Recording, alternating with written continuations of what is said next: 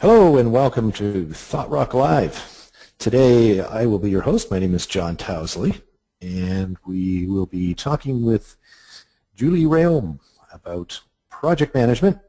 Julie is the Director of Development at MindMuze and has over a decade of experience overseeing the completion of projects for Fortune 500 companies, from the kickoff of those projects to the final deliverable, and all the ensuing things that happen in and around projects, helping keep them on time and on budget.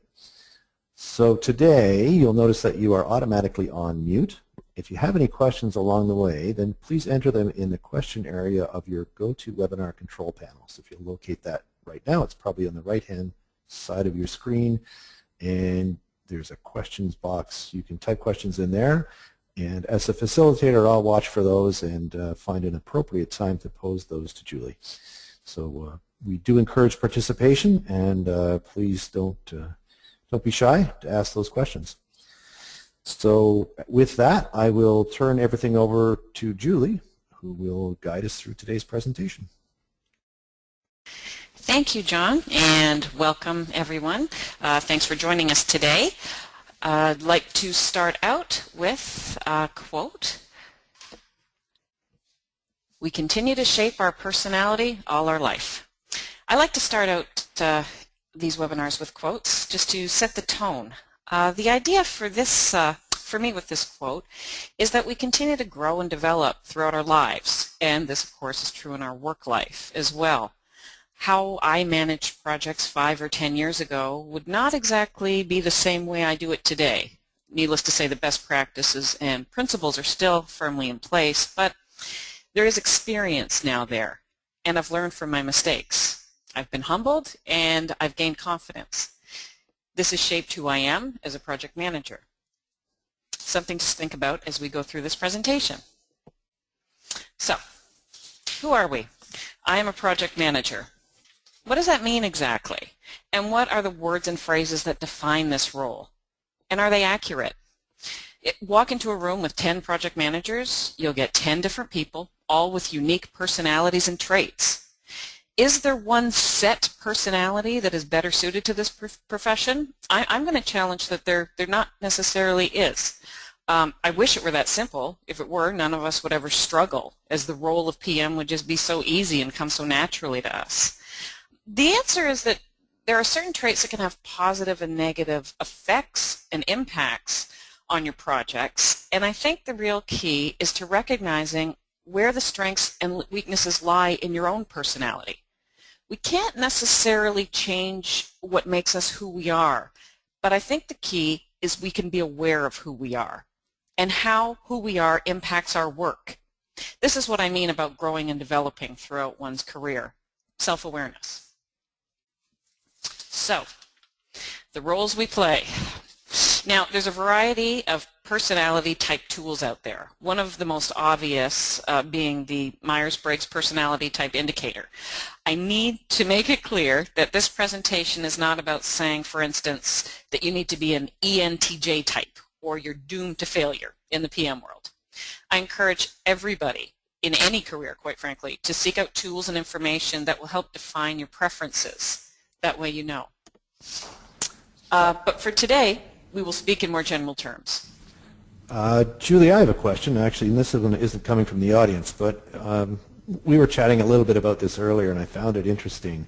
Most of my background as a manager and training would tell me that certain personality types fit certain roles. And in the case of project management, I would actually have thought that was even more true than potentially other roles. So certain personality types make good salespeople. We used to use a system actually that would profile someone and say, did they have the personality to succeed in this job?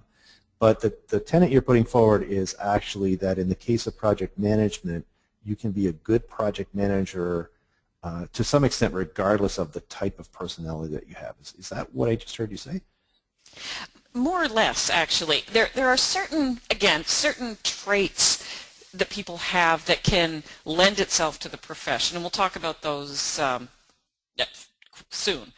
But I feel that a project manager wears so many hats, there's so many different roles that we play, that you can have strengths in certain areas and know that you're struggles or challenges lie in others. I feel that as long as a PM is self-aware enough to know where they need to work at, to know where to put their coping mechanisms in place, for instance, that they can do the role. For instance, I'm really good at communicating, and we've talked about this, not always so great about communicating things that aren't always pleasant. I know that about myself. I keep it in check, and I work at it continually. 10 years I've been working at delivering bad news effectively. Luckily, I don't have to deliver bad news all that often. But yes, I think that you can have all kinds of different people doing this role effectively. And we'll get into that. And that's really what this slide is about. We're responsible for initiating, planning, executing, controlling, and closing projects. And we wear a lot of hats. And I'll admit that there are some parts of the life cycle that really do come more naturally to me than others. And there's parts that I enjoy more than others. And that's the key, recognizing where you shine and recognizing where you do at times struggle. An introvert and an extrovert, for example, will likely find different project phases enjoyable and others challenging. That's okay. It's who we are. Again, the PM plays many roles, and they can't all be our preference. The key is to identify this and work at it. So, with that being said, let's talk about some specific personality traits. I've come across varying opinions when I was researching on whether introverts or extroverts make the better PMs, whether detail-oriented or bigger picture thinkers make the best PMs, and so on. One commonality I found, and I agree 100% with, is that good communicator was always mentioned. I did a previous webinar on communication, and I'm not surprised. It's important to point out, though, that communication is not talking. It's how one listens, imparts information to different people, hears what's behind the words when needed, reads verbal cues, and much, much more. Again, no surprise that a personality trait like this is key to a successful project manager. PM needs to be a patient listener and have the ability to speak in such a way that the other person or persons understand their message. And I think the reason that this trait is so integral to the profession is that it minimizes risk, it strengthens relationships, and it builds confidence. Now, this is not to say that communication skills can't be learned, but let's face it, some of us just come more naturally to it than others. We can refine it and strengthen it, but if it's innate in us, this comes easier. Right. So Julia, this is something we were talking about earlier too, and I think from my perspective, being heavily engaged in the adult education and specific corporate learning marketplaces, I would say or argue actually that probably communications is more of a skill or a competency than it is a personality trait. So certain personalities, I'm starting to understand what you're saying here because I was actually arguing in your favor in this case that certain personalities may naturally be better communicators, or we might think that, but the reality is that if you understand your own personality, you can take a communication skills course, you can practice it, you can learn it. You might use different modalities for communicating. So if I'm a bit introverted, maybe I'd send emails. If I'm not so introverted, maybe I prefer to have a phone call. But whatever works for me. I can acquire that skill or that competency. So I'm starting to see what you're saying. There's not necessarily a personality type that's going to inherently, in some ways I'm agreeing, in some ways disagreeing, not necessarily a personality type that's inherently a better communicator. It's a skill we could learn. Exactly. Yes, exactly. And it's basically the desire to be understood and the desire to understand. So, and again, it can be learned, but you need that self-awareness. You need to be a self-aware person to do that and understand who you are and where your preferences lie. So, we'll move on to a case study. Team is assembled to talk about a new project. Susan, the project manager, begins the meeting. Failure is not an option. This is a high-profile project. Important people are watching us. We need to hit it out of the park. Do not embarrass me or make me look bad. We have a lot riding on this, so do not screw it up. And I wish I were completely making this up. Many years ago, I was in a room listening to a very, very similar speech. Now, I don't need to tell you how that project went. The team worked in fear. Even if the project came out on time and on budget, this project did not succeed. No one wanted to work on the project after that speech. And everyone ended up second-guessing themselves throughout it. And that was because the PM was working in fear. They conveyed fear. So the tone was set. So, same message. This is not to say that there aren't high-profile projects where we really need to go the extra mile. Here's another way to say it. It's a really great opportunity for us. It's exciting, and it's generated a lot of interest from key stakeholders. You're on this project because I know each person has a unique skill to bring to the table. That being said, I'll be looking to each of you to give this project the dedication it requires. We are all accountable for this project's success, and I'm here to help you be successful. So this likely empowered the team. It's the same idea, high-profile project, people are watching, let's make sure we get it right. And I want to convey that this is not to say that our friend Susan from this case study should never work again as a PM. Absolutely not what I'm saying. The project may have been out of her comfort zone. Perhaps the budget and timeline weren't realistic. As we know, that can be a stress factor. Perhaps the stakeholders on the project were questioning her capabilities, etc., etc., etc. There's all kinds of external factors that can have an effect on how a PM approaches their project. The key is still that someone who is a good communicator, someone who is self-aware, would never have threatened or scared their team like that because it wasn't necessary. A person who desires two-way understanding thinks about how their message will be received and acted upon. So again, if this PM had taken the step back, understood that there was a bit of fear, a bit of tentative about this project, etc., and re-examined how they approached their team, it could have had a completely different impact. So, another trait that reoccurs when the role of project manager is discussed is leader. Again, not a surprise, but I want to challenge popular thinking about what a leader is. We tend to think of some loud, extroverted person standing in front of a crowd. That can be a leader, but it doesn't have to be. A leader can be quiet, thoughtful, analytical.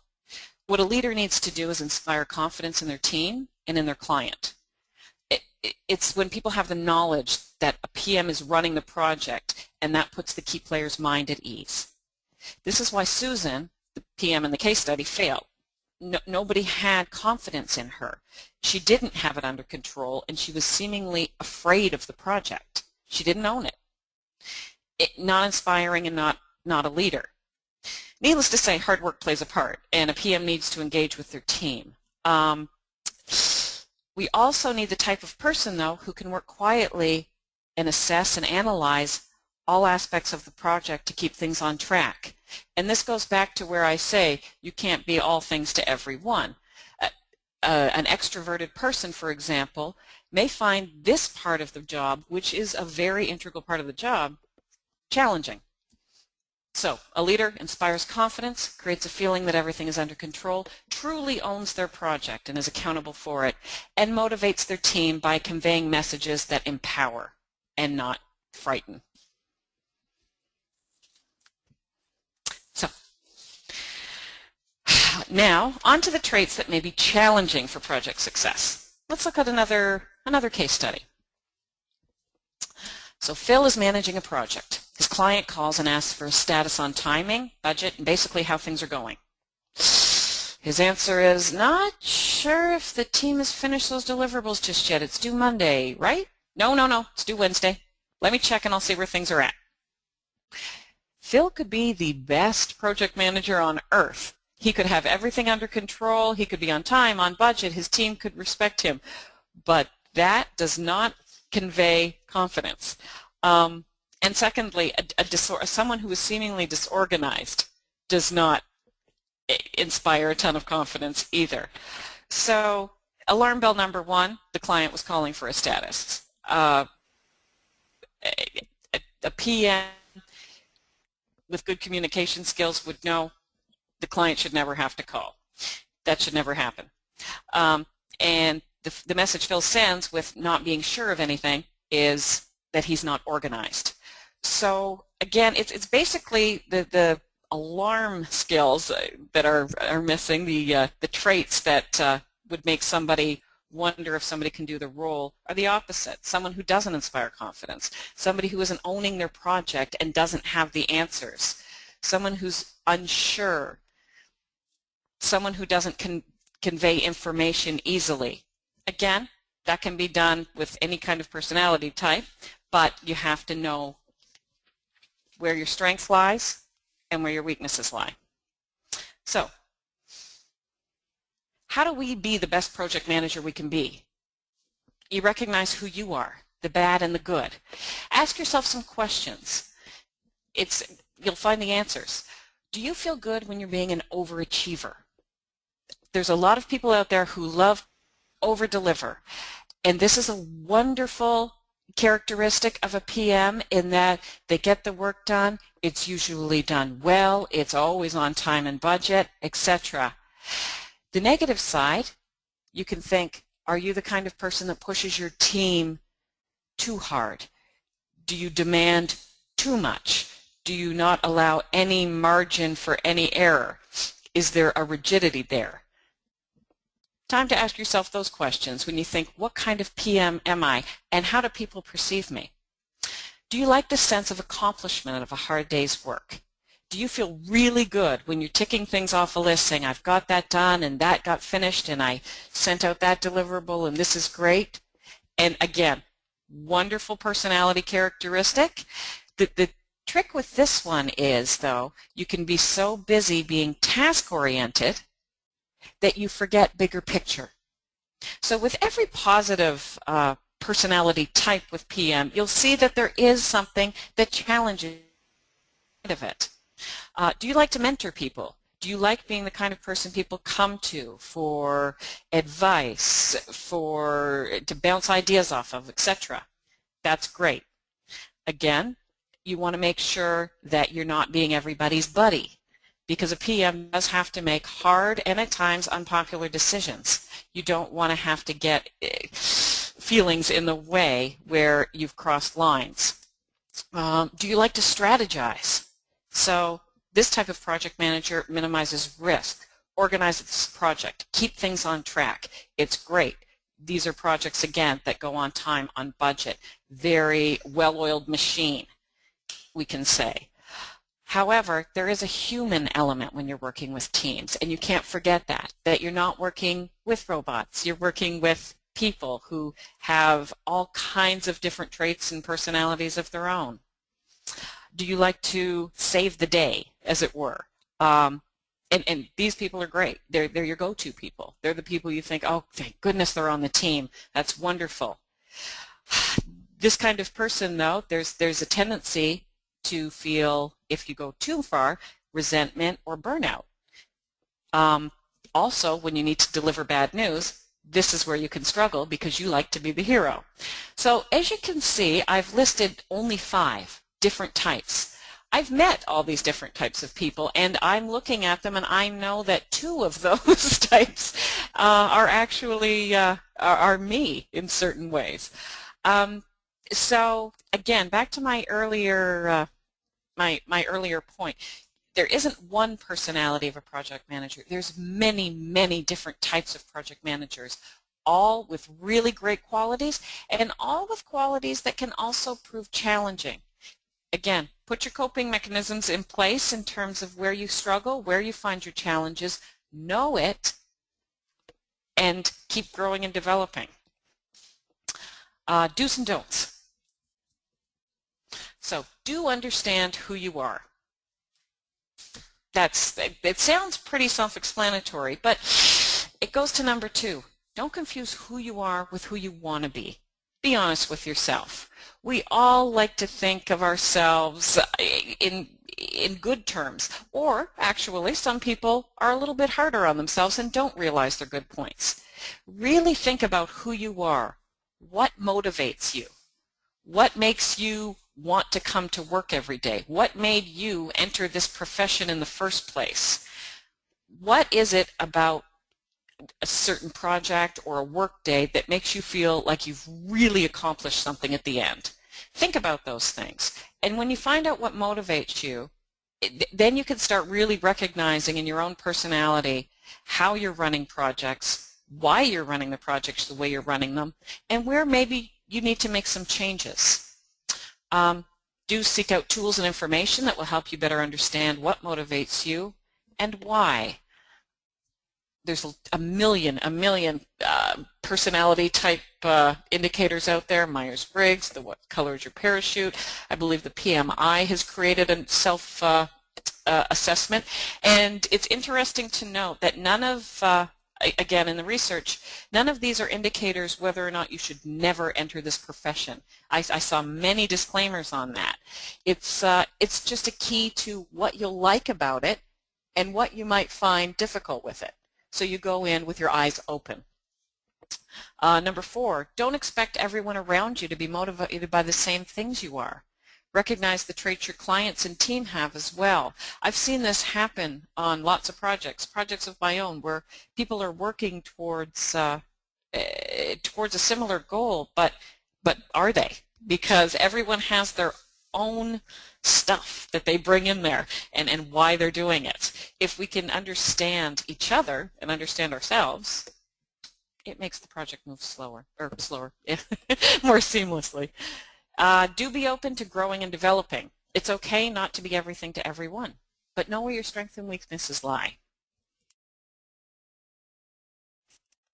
Hi, Julie. We do have a question, so it's probably a great time to interject at the end of this slide. Let me just see if I can find this thing. Whoops. Hold on. We got a bad facilitator here. Questions. There they are. Let's see. Sorry. Question kind of comment. It says, I found that there are 2 greatly polarized PM approaches. 1 influential, 2 pressure pushy. I really think this is because scroll down, project team does not have a reporting relationship with the PM. What do you think about that theory? So let me see if I can make this thing bigger so I can read it all at once, or just read it again. So here's the question. I found that there are 2 greatly polarized PM approaches, 1 influential, 2 pressure pushy. I really think this is because the project team does not have a great reporting relationship with the PM. I think that refers to the second one. What do you think about that theory? Yeah, I see what you're saying, and if that does refer to the second one, there's a level of trust missing if they don't know each other.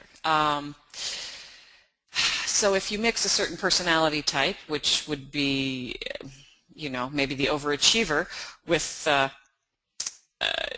a team that they don't know, haven't worked with, and that's not to say that the team isn't trustworthy, but you don't know, then it can really bring out some traits that are pushy. Yeah, it's a good word. There's one thing to have an aggressive timeline, or things that are due very quickly, etc. But when it's pushy, yeah, there's something else going on there. And I think it's a level of trust that's missing. That's not always the case, though. Okay, we have another question. That last question was from Tammy, by the way. Thank you. And the next question is coming from Sarah. And Sarah wants to know, with respect to point number 4 and recognizing the traits of your clients and your teams, do you find that occasionally you will build a team with specific personalities and personality types on it to help ensure success? That's an excellent question. And if you have the opportunity to do it, yes. I know on some of my projects, I have recurring clients. I have regular clients, and I will often try and match personality type with client. If you get someone who is a little more, a client who's a little more creative and wants to talk more and more collaborative, yes, you're going to want to put a certain type of personality on that project. And truthfully, project manager too. If you can match personality to project, I absolutely think it doesn't necessarily guarantee success, but it certainly helps things run smoother.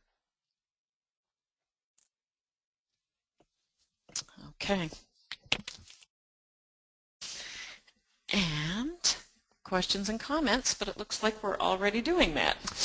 There we go. That was a good lead-in, actually. So if there are any other questions or comments from those of you out in Thought Rock Land, then this would be a good time. Use that question box inside the GoToMeeting panel, and I'll be happy to table those now. Oh, sorry, some did pop up. So question again from Tammy. Doesn't actually reporting to the PM. Oh, sorry, doesn't actually report to the PM. Usually reports to a different manager and is assigned to the project. Tammy, I think I've lost the train of thought there. Well, maybe come back to that. And a question from Yana. Can you be too open or focus on growing and not on what the job demands? Sorry, I missed the second part. It came in a second sentence. So the question is, can you be too open or focused on growing and not on what the job demands? So I think she means growing as a person and not focused on the job and the projects. Yeah, that's a good point. I'm not sure. What I would say is, yeah, there's a balance. I mean, if the thing with a project manager is, if you are completely self-focused, you're not there for your team. So if you're focused more on, oh, how am I running this, and how can I better myself, and well, yeah, you're not a great support for your team. I think it's a balance of making sure that you're always, learning, growing, developing, but knowing that you're, again, I bring it back to the beginning of this presentation, that you still have your best practices and your basic principles of project management firmly in place. Great. Thanks, Julie. We have another question from Surya. What are some ways you would suggest on improving the communication skills? And again, this goes back to John's point. It's person-specific. If you're self-aware and you know what your comfort level is, then that would be step number one. If you're introverted and you don't feel big group meetings are the best forum for you, yeah, make use of other tools. Yeah, send your statuses via email, etc. If you're extroverted and are okay with that, regular status meetings. Know your own personal style. I think that's the tip, is to know where your comfort level is. Don't model it after anyone else. Model it after how it's going to be effective for you, because if you're communicating effectively, then your message is getting across. And always lead with that. What's the best way for me to be understood and to understand? It's two-way. Yep, that's great, Julie. And if I could chime in on that, because I happen to spend a fair bit of time in the world of adult education and corporate education, a lot of our larger clients will have internal communication skills courses.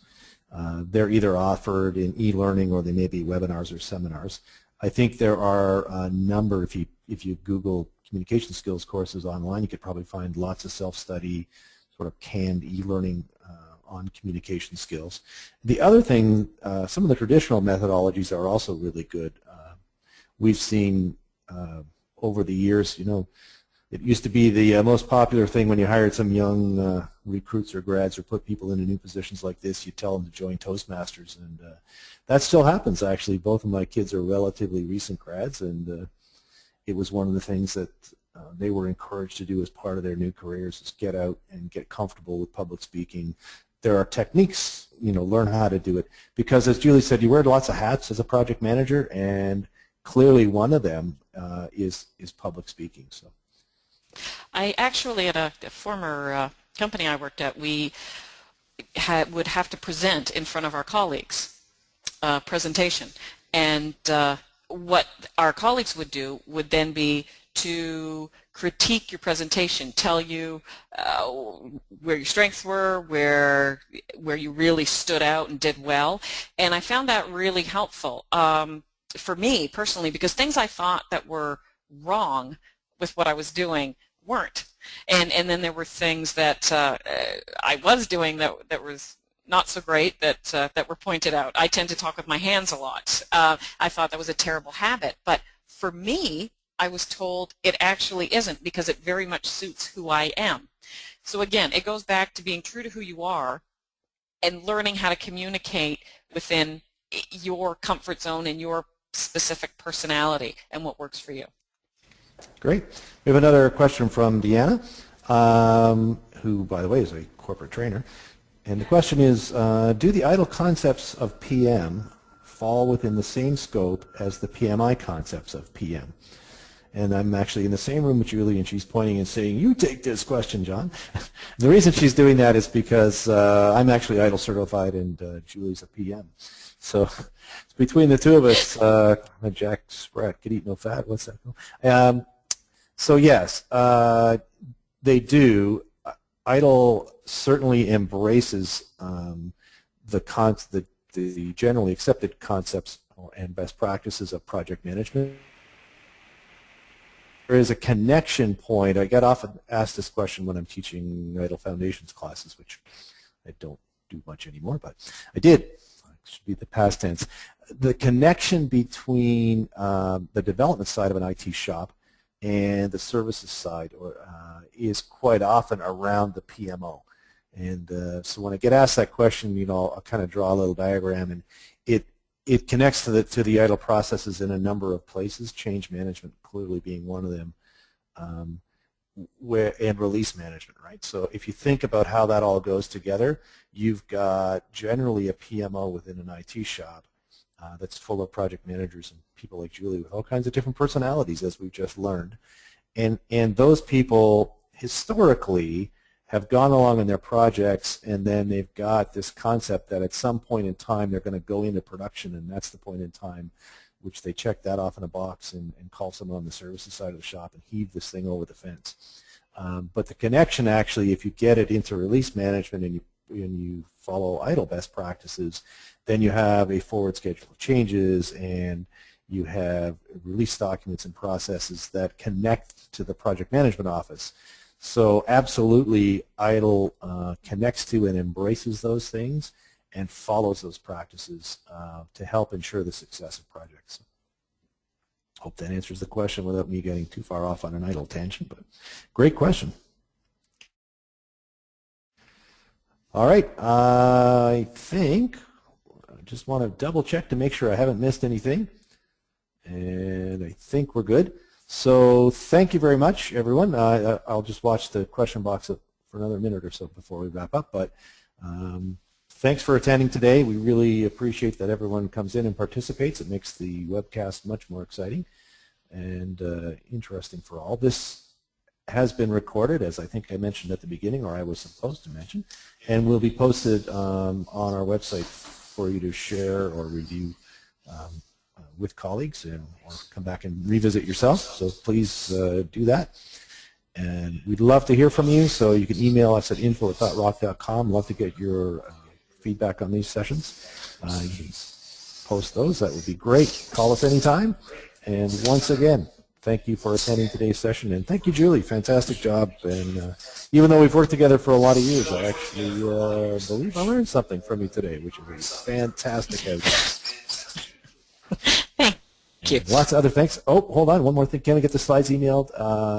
So, Jitendra, yes, the answer, I think, as I just said, is the slides will be posted on Vimeo, I believe, so that you can view them there, and we'll send out a link. So great. Thanks again, everybody, and please do join us again.